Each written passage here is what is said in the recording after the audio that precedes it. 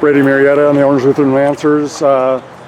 Incredibly hard-fought battle, a lot of resilience, a lot of fight, especially off a long week in North Carolina and a flight and coming back and one day of practice and staring Trinity League rival in St. John Bosco right in the face here at Hart Park, and obviously not the ideal start, but again, like I said, the heart and the will of a championship group fighting back, and then it's you and Brayden Krakowski, with all the drama that we expected in the seventh inning, with a chance to tie it.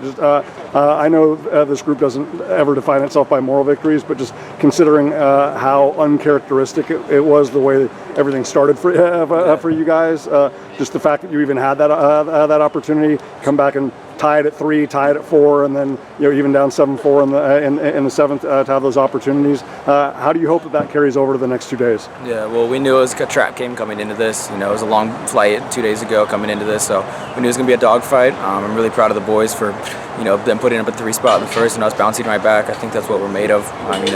I think that going into tomorrow, I think it's complete flush. Going into it, I don't think there's any reminiscing about what happened today. I think we're going in full throttle. Hopefully, a little more guys, a little more energy. Getting off the plane, a little jet lag, a little bit. But it's not an excuse for it. But I'm really proud of my boys, how we fought. I know we're going to come back ready to go tomorrow. It's the aspect of like if you play a Venice or you play a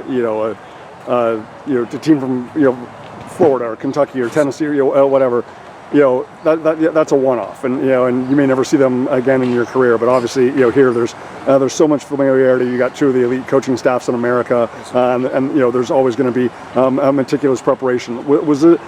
For both sides, whether you guys had won the tournament or they had won the tournament or whatever, but is it a good thing or is it even more of a challenge when you're coming back and playing someone like St. John Bosco, where it's this familiar and it's this competitive, and I say it for both sides because again, like I said, whether you guys had won it or they had won it or neither team had won it, but to come back and play a team like that, what does that require? From an emotional standpoint and a focus and a discipline standpoint, to come back and play the first of 3 games, let alone all 3 games, in a rivalry that's so familiar and so intense. Yes, sir. Well, playing for Orange Lutheran 4 years, playing basketball 4 years, we knew that after an HSI, they're not going to care about that. They're not going to come in here thinking that we won HSI. Where they're going to come in here, they're going to try and kick the crap out of us. You know what I mean? And that's what they did. They came out firing. I don't think there's any thought in their mind that that these teams just wanted a championship, whatever it is. But from an emotional standpoint,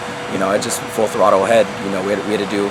We talk about flushing stuff all the time, but especially the good and bad stuff. So have a bad week, you got to flush it. You got to play today. Have a good week. We won, so we had to flush that as fast as we can. I don't think there was any reminiscing, like I said earlier, about the last week. I think we had to come into this and full throttle. And like I said, there's good 2 teams, and they came out on top today.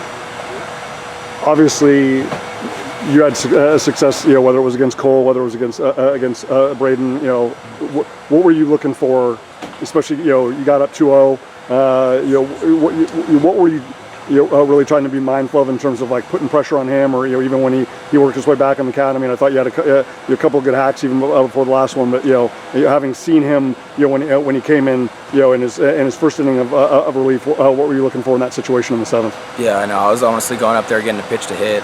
We have a really good hitter behind me in CJ Weinstein, so I know they're not going to beat around the bush with me to get him up, a lefty matchup, so I know he's going to go right at me. He got down 2-0, made a 2-0 pitch, I thought I should have hit. He made a couple good pitches to get himself back in the count, and from there it was pass the torch to the next guy. There wasn't really any playing up there, going to trying to do something specific. I was trying to fight up there for my team to get that guy up there next time. He made a good 3-2 pitch. He got me, but it was a good battle. And going into that thing, you just have to be, slow your heart rate down as much as you can. Honestly, you can't go in there with a, full head of steam. Absolutely. Last thing, and again, you never make any excuses. The coaching staff will never make any excuses. The pitching staff will never make any excuses. But I have so much respect for your pitching staff. Uncharacteristic to say the least. Certainly the way it starts for for Ethan. The fact that they had at least 1 walk in each of the first 6 innings. Obviously 4 in a row to start. Stout wore a couple. I think they had 3 hit batters in total.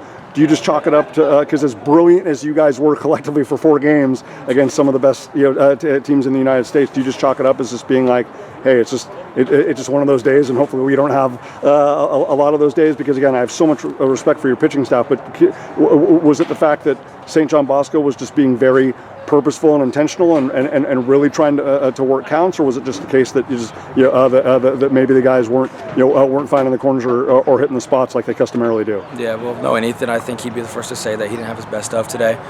He gave us what he's got. Went to Principi. I think Principi did a really good job of. Yeah, I mean, to hold that down and to keep it as close as it was. Coming in to, bases loaded, no outs. I think he did a fantastic job of minimizing as much as he could. He made a couple of big pitches and big scenarios, but it was one of those games where our two main horses weren't going, Cooper and Gary. But those guys that are going to pitch behind Cooper and Gary, they really stood up today. They had a big hit, and I think it was the fifth with Clark. It's made a good pitch. It was one of our better pitches on the mound with Marcus and Grease. So he got a fastball in it, and he did what he does with it. So you just got to tip your cap sometimes, and you can't hit so much of it. You got to move on. Well, like I said, this is chapters that are in a Trinity League title, and Southern Section regional supremacy that is far from decided. I almost feel like it's a fool's errand to put a number one by anybody's name, because that's ultimately decided in May and not late March or early April.